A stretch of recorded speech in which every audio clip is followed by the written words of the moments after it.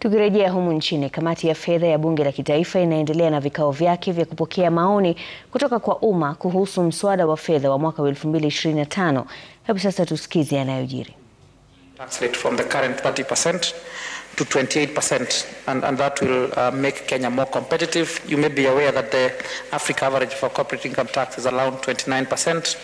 The global average is 23%. So putting Kenya at 28% would be one of the good moves that this committee could actually take. Chair, on the next issue is on bad debts. So what happens basically is that Section 15 of the Income Tax Act provides that if you're in business and you incur bad debt, you can be allowed to take a deduction.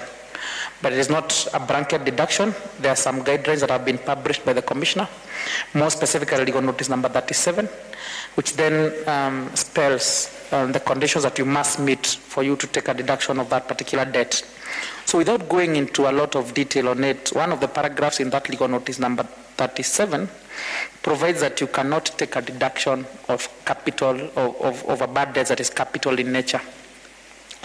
Now, Chair, what that has done is that there are some quoters who do interpret that to mean that even for the financial sector, when you lend, obviously the bad debt will be composed of the principal element of the loan, and it will also have the interest that has accrued on that particular loan.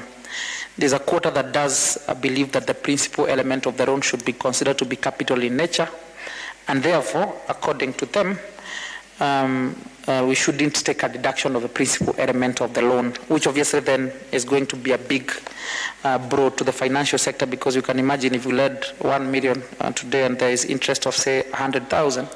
So someone saying that you cannot take a deduction of the 1 million just because that provision is interpreted to mean that that principal element is capital in nature, then that would spell a lot of crisis for the financial sector.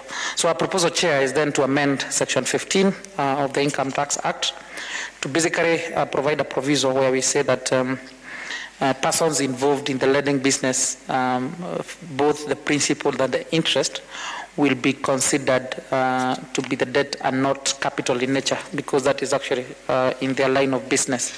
And we hope if that is done, then we should be able to support that particular sector.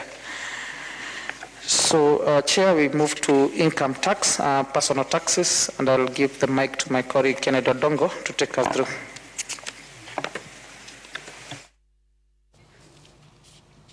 Emmanuel Toa anafuatilia